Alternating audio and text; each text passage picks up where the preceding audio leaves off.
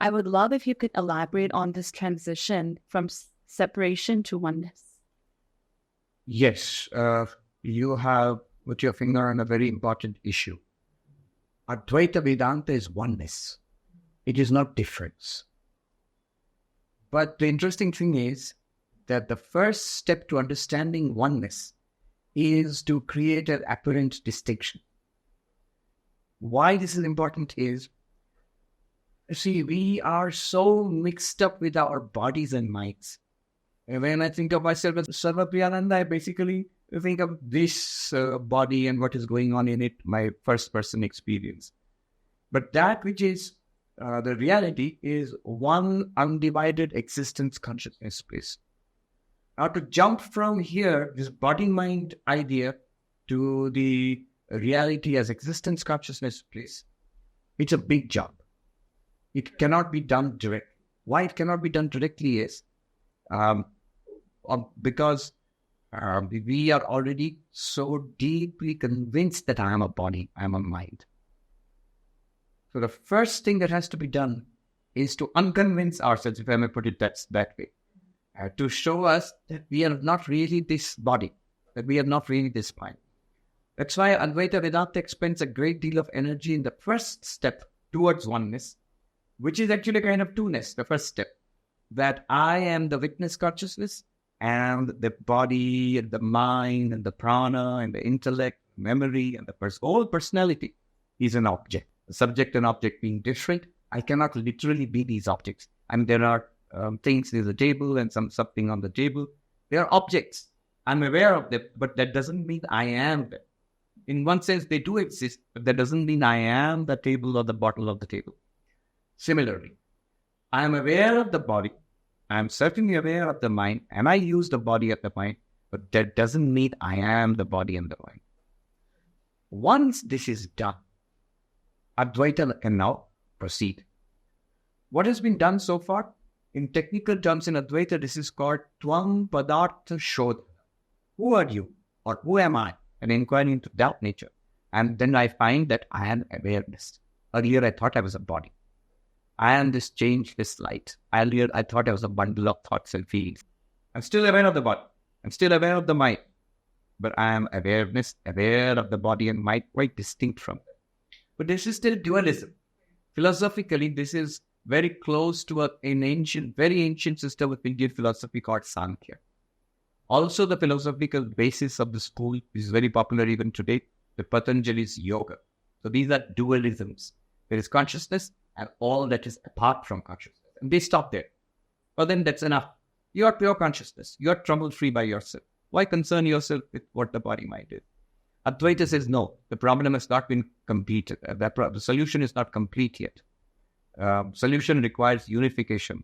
Solution requires a complete explanation of not only what I am, but what all this is. So the next step is oneness. The oneness can only be achieved by showing that this world and the body and the mind from which I saw my separation, they're actually not separate. How can you do that? We will see. I mean, that's what Advaita gets into. One more point here.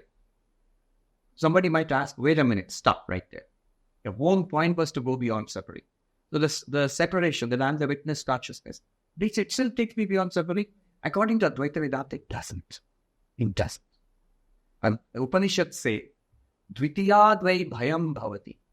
From the existence of an other, from the existence of a second, comes the sense of fear, of anxiety. Notice, our sources of anxiety, fear, and indeed attraction, temptation, all of that is the second. Is something apart from us. If I'm one with something, that I am not scared of myself, nor am I particularly tempted or attracted by myself.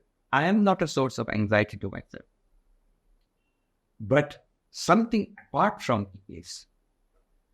Until we transcend dualism, the other, and establish non-duality. Why non-duality? What appears to be dual, what appears to be another, that is actually not another. It's actually myself. That's why it's called non-dual. That the other is appearing to you. Nobody can deny. The world is appearing to us. Body is appearing to us. The mind is appearing to us. Experiences are happening to us.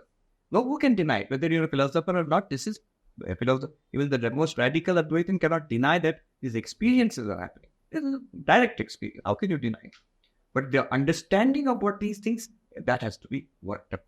And then you realize all these things are an expression of yourself, not different from yourself. And then alone, oneness is established.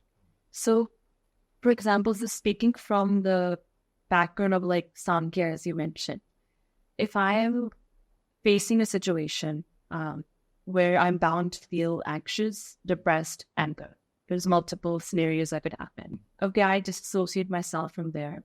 And intellectually, I tell myself, you know what, this will pass, this is transient, I'm not that, this is just an outer experience, I'm pure. But the problem is, and I've experienced this even the last few months, that those chemical reactions in the body still happen. For example, I'm sure the viewers can relate when you feel anxious, you get like heart racing happens, heart pumping happens, you get butterflies in the stomach. So how come this truth, even if I know it, is on stopping these chemicals? Two answers. One from the Sankhyan, what would the Sankhyan say to that? And what would an Advaitin say to that? It's a very good question. Just understanding that I am the witness to it does not stop it. And do we want to stop it? Is it possible to stop it? What the Sankhyan does is to know that I am not it. Let it come, let it be, let it go. That would be the Sankhyan approach. I am not it. I'm not concerned about what's happening there on the tape. If something is happening, watch it. But it's not me. I'm not involved in it. Now the yogi takes it a step further. The yogi actually stops it. Stops it in the sense, the yogi tries to enter into samadhi, where you cut out the word. The yogi says, the eyes want to see. The yogi says, no, I will not see. The ears want to hear. The nose wants to smell. The tongue wants to taste. The yogi says, stop. I will not allow the sense organs to come in contact with the objects, which will generate experiences, pleasant and painful. Then the mind wants to think. Intellect wants to understand. Stop it. Still the mind. In absolute stillness. And of course, the purpose of the stillness is not to find peace. The purpose of the stillness in yoga is what is called viveka khyati, the appreciation of the distinction between the body, mind, and consciousness. You are witness consciousness, Purusha, and the body, mind is Prakriti. This distinction becomes clear to the yogi in Samadhi. But anyway, peace is found, the problems are solved in Samadhi. How about solving the problems while experiencing the world? Is it possible that I can experience the world as it is going on? The heat and the cold. My belly is terribly hot today. And the hunger and thirst, pleasure and pain, illness and health, and the ups and downs of the mind. All of them. Is it possible that we will all go on, yet I can say I am fine? Is it possible? Advaita says yes. This is the beauty, the power of Advaita. Advaita says, right here in the midst of life, I'm still fine. I don't need to shut down life. I don't even need to separate myself from life. I can live life vigorously, do whatever has to be done, and be perfectly happy when nothing has to be done. And in both cases, be fine with it. Is it possible? Advaita said yes. One monk said, अद्वैत प्रतीति को मिटाने के लिए नहीं है. अद्वैत आपको प्रतीति में निर्वाद बनाता है, व्यवहार में निर्वाद बनाता है. What it means is, Advaita is not for the sake of wiping out the word experience. Advaita is for the sake of becoming free, fearless, joyful in the middle of the word experience. Notice the great enlightened ones, whether it is Vivekananda, Ramana Maharshi and others, and going back to ancient times, all of them. Even for most of the time, they were not in samadhi. I've been eyes closed kind of samadhi. They were engaged with the world. Whether it's a peaceful sage like Ramana or a dynamic monk like Vivekananda. But if you ask them, with these eyes open when you are looking at the word and engaging with the word, is it a troublesome state and eyes closed is a better state? If they would say that, then then the Sankhya has a point, the yogi has a point. But they never said that. Sri Ramakrishna said, with eyes open and eyes closed, you see the same God. Vivekananda said, the test of Vedanta, in his paraphrasing Vivekananda, is to be perfectly serene in the midst of tremendous action. One need not be afraid of the world will disturb my peace and make me unhappy. No. I can be in the midst of, he says, the busy street. Today would have said the busy street in Gurgaon. Vivekananda said the busy street in New York in those days. And my mind may be as if I were meditating in the heights of the Himalayas. You might say, how? How can you have so many ups and downs? How can you be happy in the midst of misery? If misery is there, by definition, happiness is not there. So how can you be happy in the midst of misery? But if I'm aware of everything and the misery is there, how can there be happiness? Advaita says it's possible. I would love if you can elaborate, because the thing is that these podcasts, like the last one we did with you, so we got thousands of comments where people actually said that they found that this really released their suffering. And now we're even going deeper. So I would love if you can elaborate on this. We go deeper here. Yes, today we go deeper. The way to establish it is this. I am awareness. That is first. That's where Sankhya gets full marks. The yogi gets full marks. And Advaita uses that step, but it uses it as a stepping stone.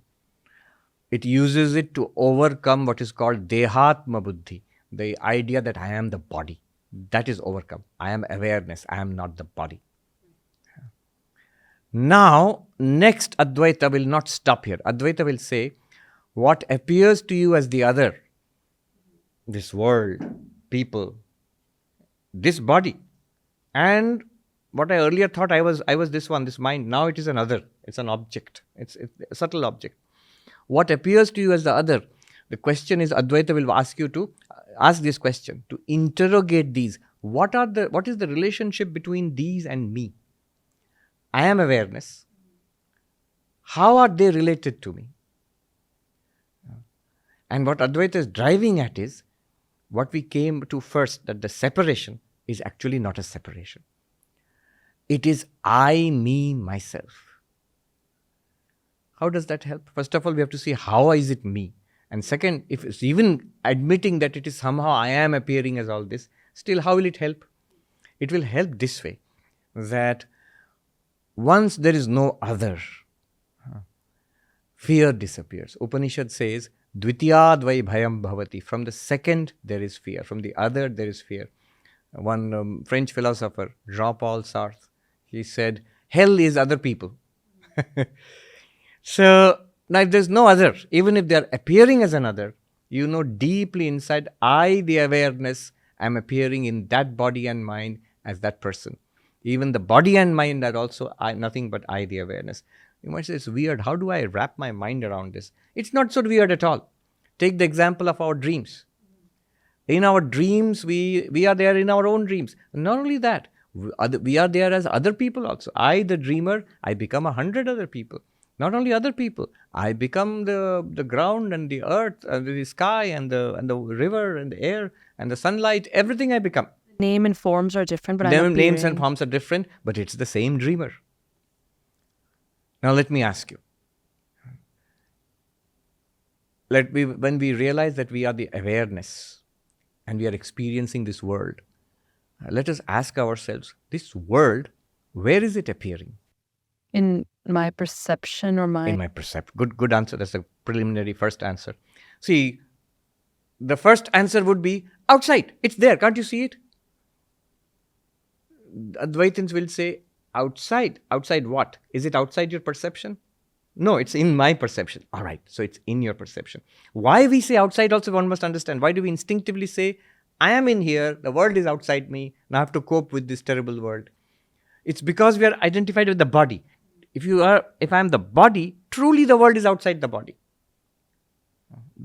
Definitely this part of the world is outside the body. The limit of the body is the skin. Up to my, Upanishad says, nakagrat, up to the tip of my fingernails, I am. Beyond this, it's not me.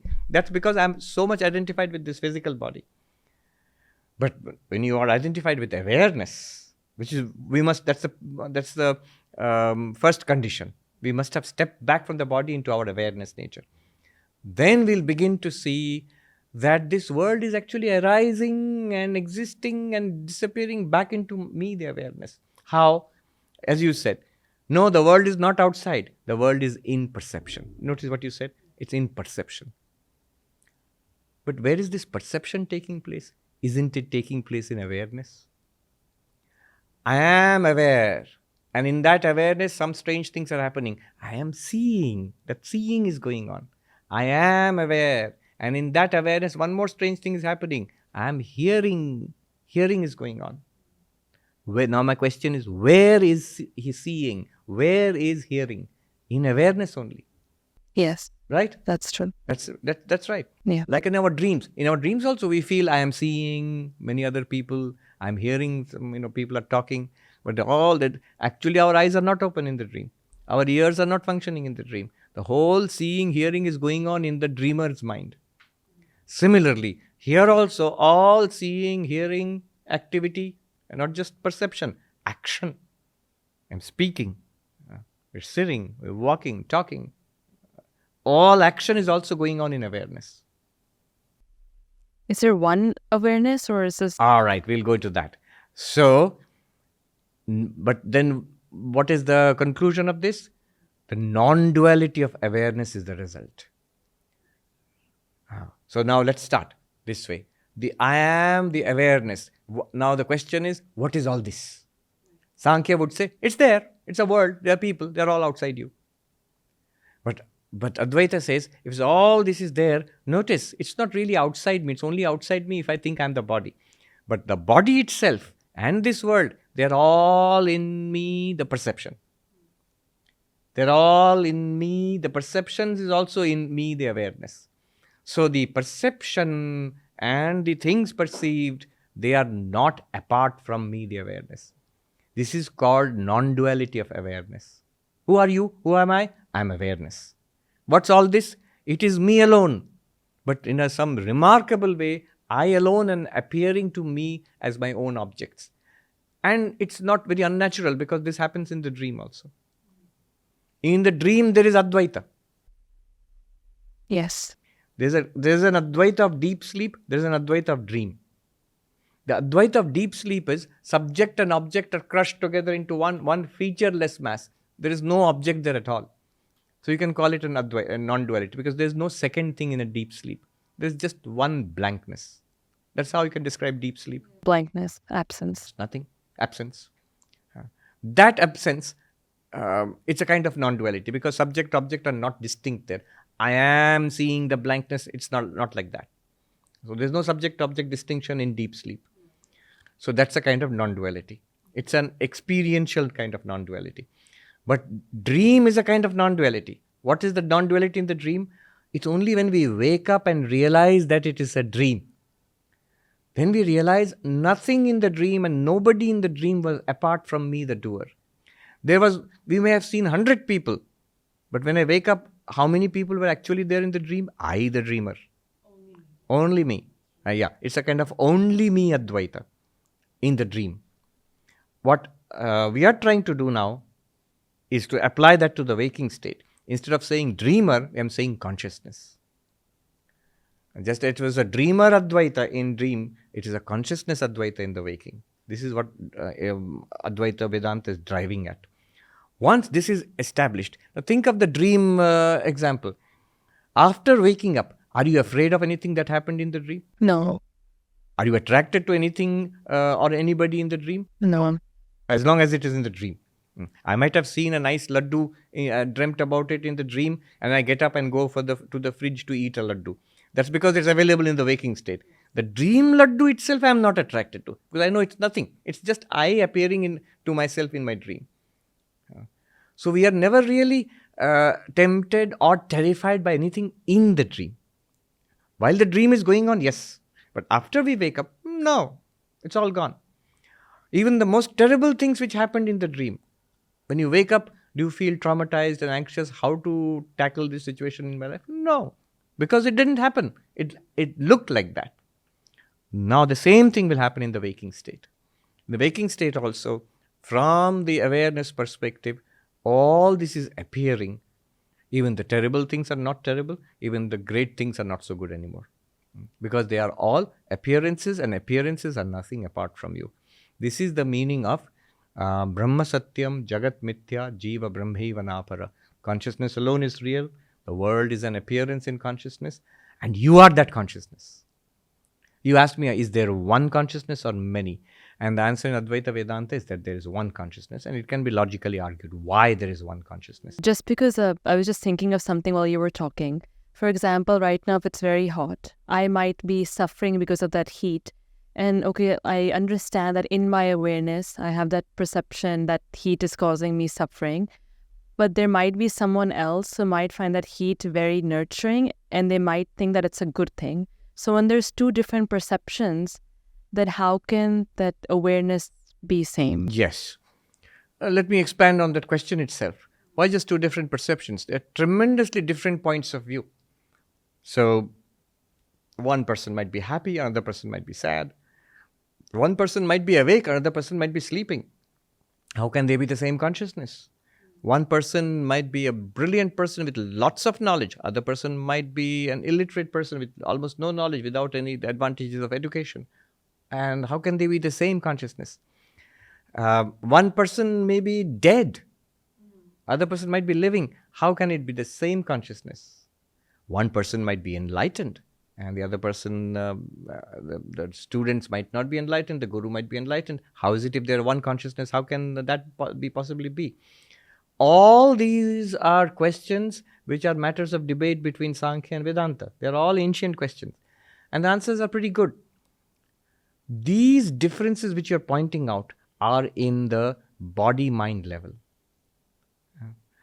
So the same consciousness shining through this particular mind illumines the contents of this mind and illumines the sense impressions coming in through these eyes and these ears and this skin, illumines the personality which is there in this body-mind, Sarvapriyananda personality.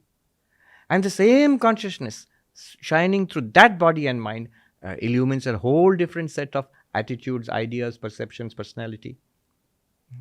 Consciousness is the same.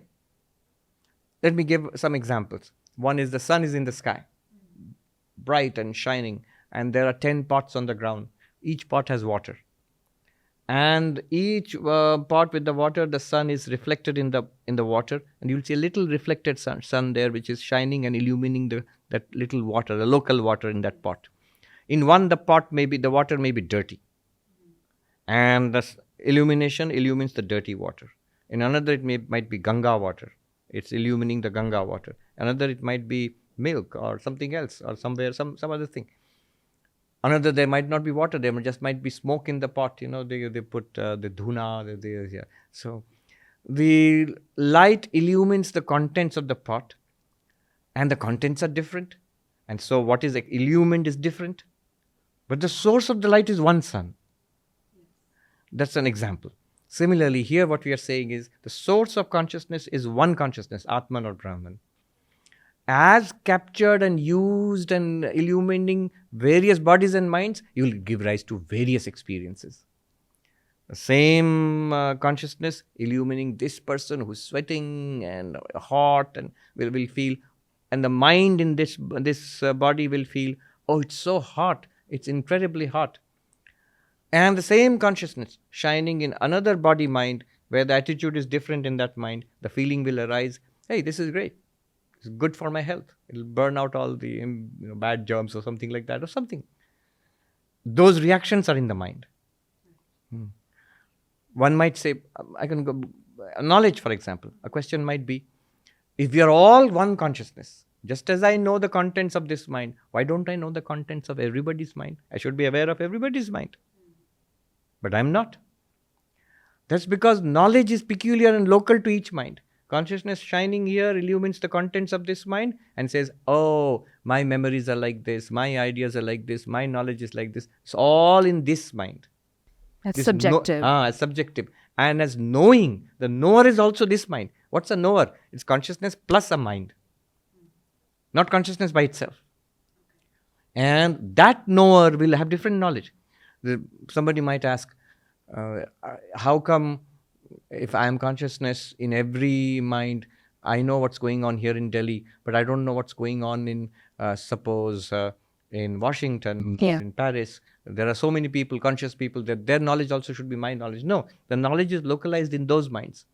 As they see with those eyes and hear with those ears and think with those minds, knowledge is also produced in those minds. But that knowledge which is produced in those minds is illumined by the reflection of the one same consciousness.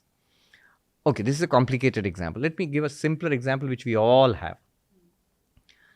It's a subtle but simple example. In our dreams again. So I am there in my own dream, you are there in your own dream, and there are other people in your dream. Now you realize that after waking up, all of them were that you yourself. You were the only one in the dream.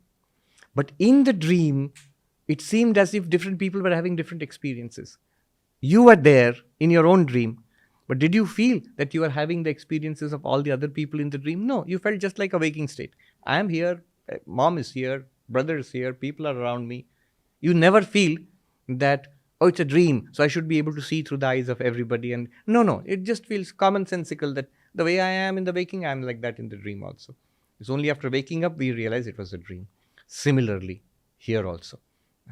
One can be the same consciousness without being... So consciousness is one, but knowers are many. Yeah, this is one way of distinguishing. Vedanta would say. Vedanta has these two terms. Sakshi, witness consciousness. Pramata, knower. How many Sakshis? One.